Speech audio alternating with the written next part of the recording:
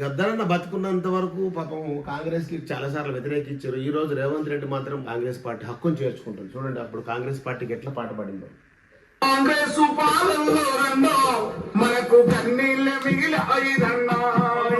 కాంగ్రెస్ పాలనలో రన్నో మనకు కన్నీళ్ళ మిగిలాయిరన్నా.